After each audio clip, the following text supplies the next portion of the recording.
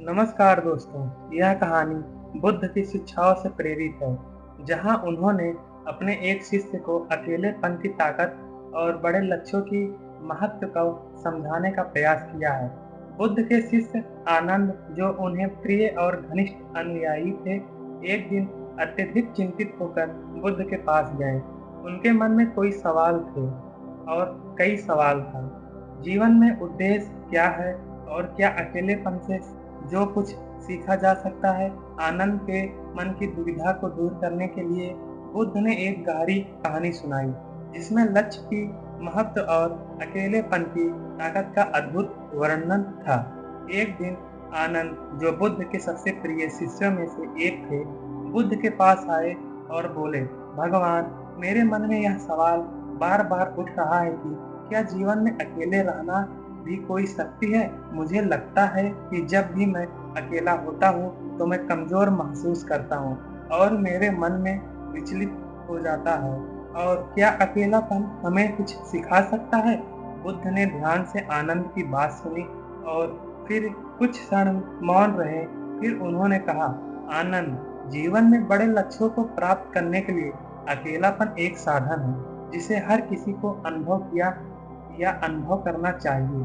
अकेले रहकर हम अपने मन की गहराई में उतरते हैं और तभी हमें अपने वास्तविक उद्देश्य का बोध होता है। आज मैं तुम्हें एक कहानी सुनाता हूँ, जो तुम्हें अकेलेपन की ताकत और लक्ष्य की महत्व को समझने में मदद करेगी। इस प्रकार बुद्ध ने आनंद को एक अद्भुत कहानी सुनाई और जिसमें उन्होंने अपने ही जीवन के अनुभव को साझा किया।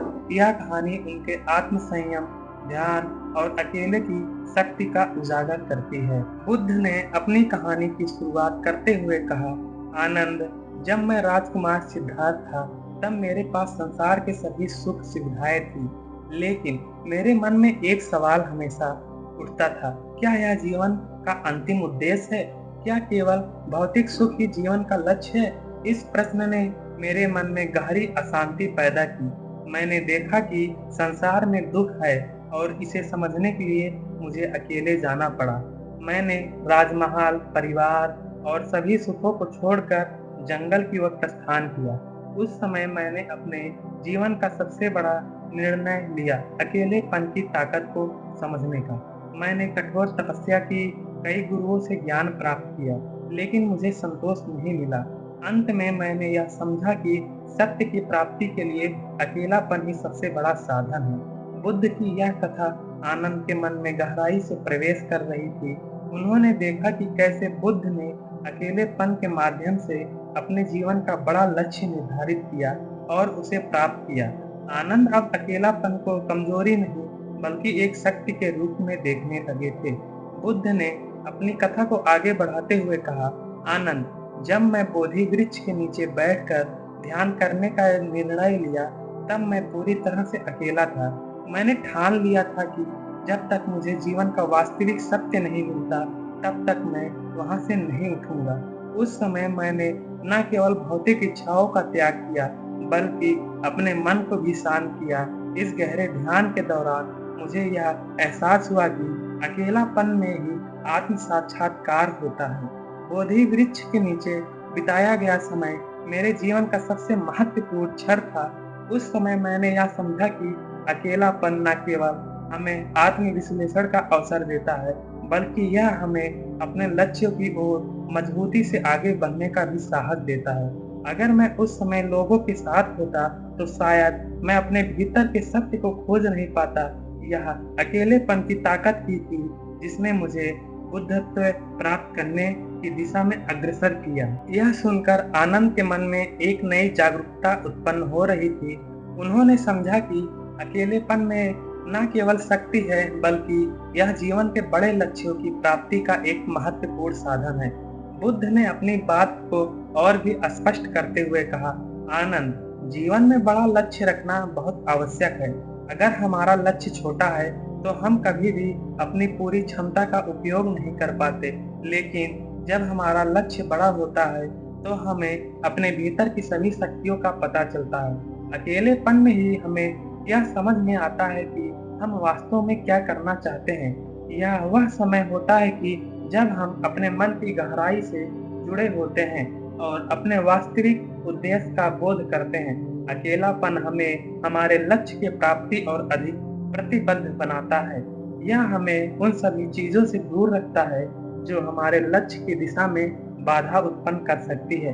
जब हम अकेले होते हैं तब हम अपनी सोच और विचारों को स्पष्ट रूप से समझ पाते हैं। यह वह समय होता है जब हमें अपने जीवन के बड़े लक्ष्यों का बोध होता है। बुद्ध की यह बातें आनंद के लिए अत्यंत प्रेरणादायक थी। उन्होंने अब अकेलेपन को न केवल समझा बल्कि इस अपने जीवन का एक महत्वपूर्ण हिस्सा मान लिया। उन्होंने समझा कि अकेलेपन के माध्यम से ही वे अपने जीवन के बड़े लक्ष्यों को प्राप्त कर सकते हैं। बुद्ध ने आगे कहा, आनंद, मेरा यह अनुभव न केवल मेरे तक सीमित नहीं रहा, मैंने अपने अन्य शिष्यों को भी यह सिखाया कि जीवन में बड़ा लक्ष्य रखने के लिए अकेलेपन की ताकत को समझना आवश्यक है। मेरे कई शिष्य शुरू में अकेले रहने से डरते थे, लेकिन मैंने उन्हें यह सिखाया कि अकेलापन न केवल आत्मनिर्भरता की ओर ले जाता है, बल्कि यह हमें हमारी आंतरिक शक्तियों को पहचानने का अवसर भी देती है। जब हम अपने जीवन के बड़े लक्ष्य को प्राप्त करने की दिशा में अग्रसर होते हैं, तो हमें कई बार अकेले रहना पड़ता है। यह अकेलापन हमारी परीक्षा लेता है, लेकिन साथ ही यह हमें और भी मजबूत बनाता है। मैंने अपने शिष्यों को यह सिखाया कि अकेलेपन से डरने की जरूरत नहीं है, बल्कि इसे गले लगाना चाहिए, क्योंकि यही वह समय होता है जब हमें अपनी असली लक्ष्य का बोध होता है। आनंद अब पूरी तरह से समझ चुके थे कि बुद्ध की शिक्षा में अकेलेपन की ताकत कितनी महत्वपूर्ण थी। उन्होंने यह भी समझा कि जीवन में बड़ा लक्ष्य रखने के लिए आत्मसंयम और एकांत की आवश्यकता होती है। बुद्ध की यह कथा सुनने के बाद आनंद के मन में एक नई ऊर्जा और जागरूकता उत्पन्न हो गई थी। उन्होंने अकेलेपन की ताकत को महसूस किया और समझा कि जीवन में बड़े लक्ष्यों की प्राप्ति के लिए अकेले रहना कितना महत्वपूर्ण है। उन्होंने अब अकेलेपन की कमजोरी को रूप में नहीं, बल्कि एक शक्ति के रूप में देखना शुरू किया। बुद्ध की यह शिक्षा उनके जीवन की पूरी तरह बदलने वाली थी। आनंद ने यह निर्णय लिया कि अपने जीवन के लक्ष्यों को पुनः निर्धारित करेंगे और उन्हें प्राप्त करने के लिए आत्मसंयम और अकेलेपन की शक्ति का उपयोग करेंगे। उन्होंने यह भी समझा कि जब हमारा लक्ष्य बड़ा होता है तो हम छोटी छोटी परेशानियों से विचलित नहीं होते। अकेलेपन हमें अपने वास्तविक उद्देश्य का बोध होता है और यही वह समय होता है जब हम अपने जीवन की दिशा से सही तरीके को समझते हैं। इस प्रकार बुद्ध की यह शिक्षा आनंद के जीवन में एक महत्वपूर्ण मोड़ बन गई। उन्होंने अपने जीवन को लक्ष्यों को बड़ा रखा, अकेलेपन की ताकत को अपनाकर आत्म साक्षात्कार की दिशा में आगे बढ़ा। धन्यवाद।